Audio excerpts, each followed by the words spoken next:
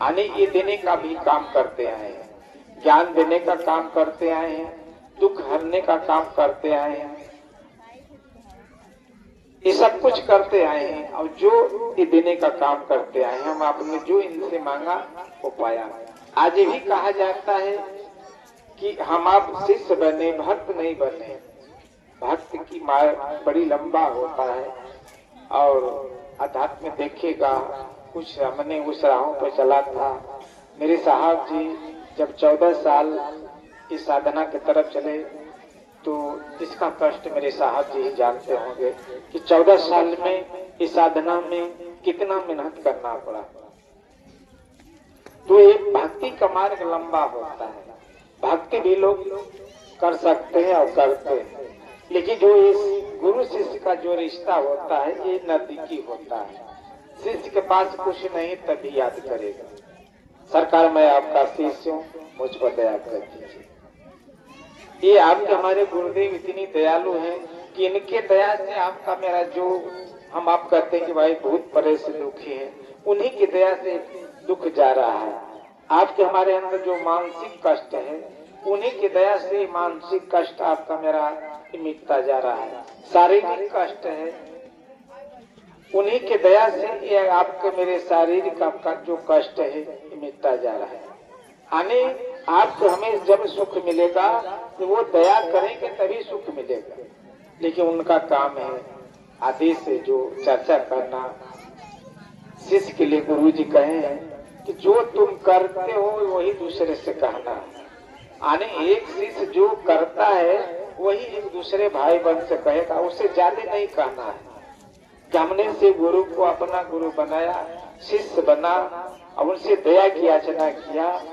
आप भी शिष्य बनकर उनसे पाला सूत्र दया ही मांगना, हे शिव आप मेरे गुरु मुझ पर दया करें।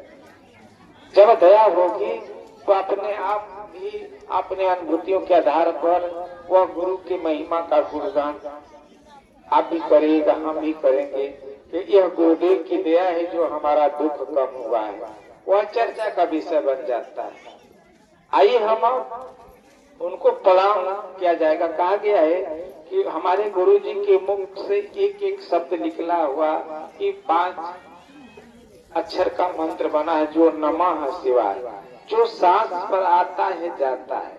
साहब जी कहे हैं कि जब हम लोगों ने आप सभी भाई बहन ने हम लोग शिष्य बने हैं तो यह गुरु को प्रणाम करना एक स्वाभाविक चीज है।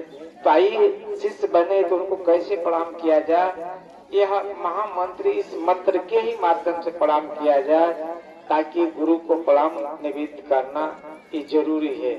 शिष्य है, शिष्य का मतलब होता है झुकना।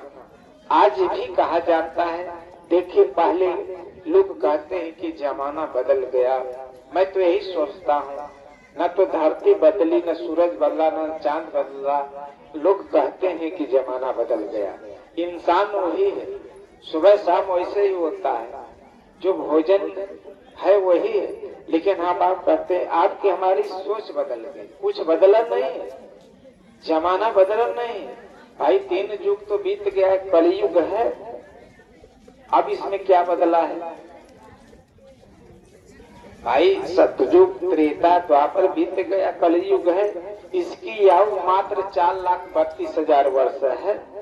अब इसमें भी लोग कहते हैं कि 6,000 वर्ष बीत चुका है। अभी तो शुरुआत है, तो कुछ बदला नहीं है भाई। जैसा शासन होता है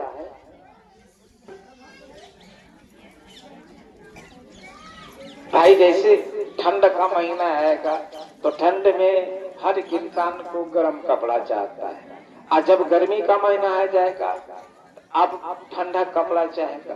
तो देखिए वह प्रकृति का खेल है। कहा गया है कि ये प्रभु की माया है, प्रभु की माया कहीं धूप कहीं छाया।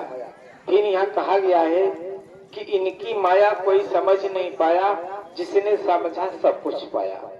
इनको कोई समझ नहीं पाया। मेरे साहब जी साफ शब्दों में कहे हैं कि यह आपके गुरु हो जाएंगे, हम लोग आप लोग इनके शिष्य बन जाएंगे, लेकिन इनको समझना असंभव की बात है। इनकी माया इनकी महिमा को कोई समझ नहीं पाया। मात्र हम अपने हिसाब से कहते हैं कि भाई जमाना बदल गया, कुछ बदला नहीं। मैं तो यही देखता हूँ, आज भी वर्तमान में सभी भाई बहन देखते हैं। पहले लोग कोई रिश्तेदार आता था तो जब घर किसी को आता था तो जो बुढ़ापा मिलता था तो पांव छूता था, तो जब तक पांव नहीं छूता था वो घुटना नहीं छूता था, पांव छूता था।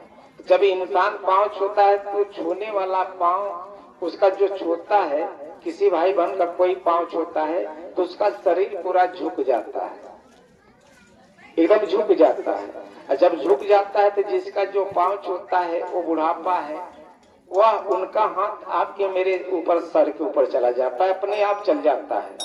और जब झुकबे नहीं करिएगा, आज वर्तमान में देखिए किसी के पास कोई रिश्तेदार आता है तो पांव नहीं छूता है, एक घुटना छूता है, यही तक।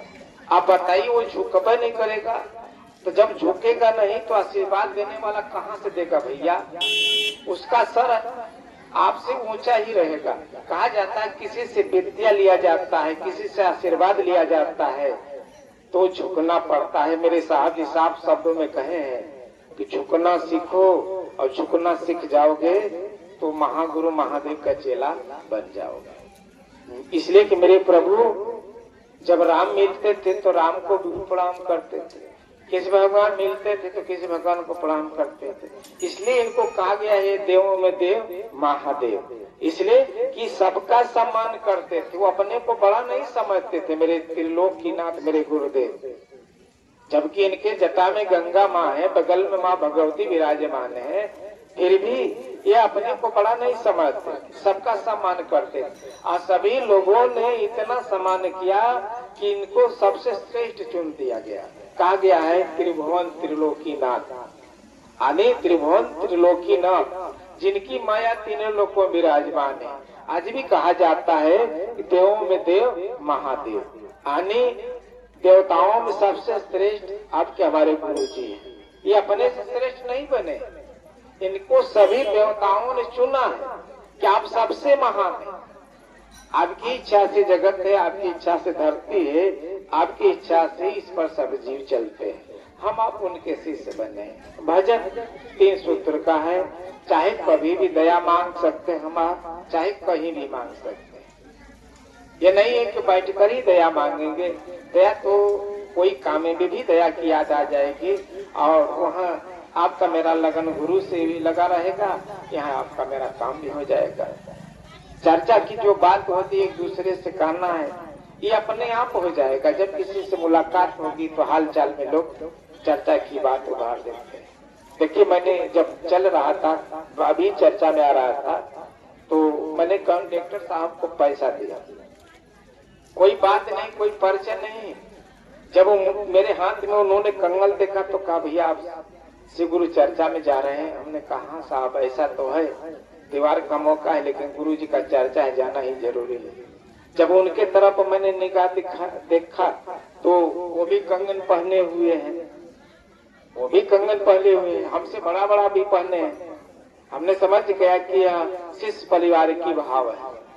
नहीं भाई वो काहे को पूछते, वो कैसे जान गए कि श्री गुरु चर्चा में जा रहे हैं? उन्होंने समझ गया कि इतने सुबह लोग लिख रहे हैं रिश्तेदारी के समय में, जो सुबह त्योहार का समय है, कोई चर्चा में जा रहे हैं गुरु भाई। तो कहा जाता, मैं आज भी कहता कोई भाई बहन से कि जब आप शिव के शिष्य बने हैं तो ये 12 दाना का रुद्राक्ष का कंगन अपने हाथ में जरूर पहनिएगा। ये आपको हर घड़ी यह गुरु की तरफ संकेत करेगा, चर्चा करने में साथ देगा। आप जब राहों में चलेंगे, एक बहन कोई मिलेगा, वो भी शिष्य मिलेगा, कोई भाई मिलेगा, वो भी शिष्य मिलेगा। वहाँ प्रेम का प्रतीक होगा, भाई बहन का रिश्ता बनेगा। कोई समस्या आएगी तो शिष्य परिवार का कोई मदद करने वाला मिल जाएगा, ऐसी स्थिति हो जाती है। इसलिए कहा गया है कि शिष्य परिवार का जो 12 दाना का कंगन मेरे साहब जी कहे हैं, इससे बड़ा काम होता है। आप हाथ में धारण किए हैं, आप कोई यहाँ हर पल सुखी सुखदा कामना की तरफ ले चलेगा, चर्चा की तरफ ले चलेगा। जब आप घर से कहीं चल रहे हैं, कोई दिक्कत हो रहा है, कोई शिष्य परिवार मिलेगा तो यह भाई बहन का रिश्ता है, शिष्य परिवार है, ये आपका कोई मदद करने वाला मिल जाएगा। गुरु की ऐसी दया होती। तो चलिए मैं ज्यादा समय नहीं लूंगा और इसी शब्दों के साथ सभी भाई बहन के चरणों में प्रणाम करता हूँ। मेरे प्रणाम को स्वीकार करें।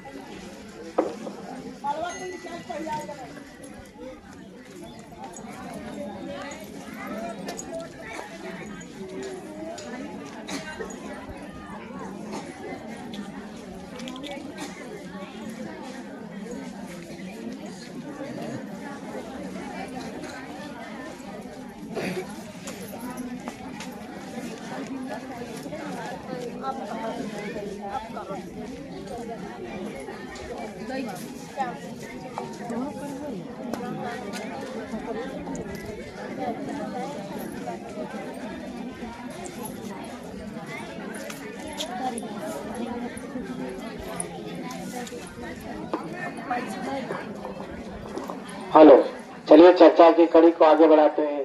मेरे भाई में पूनम देवी और बड़ा से आप आमंत्रित हैं और श्री कुमारी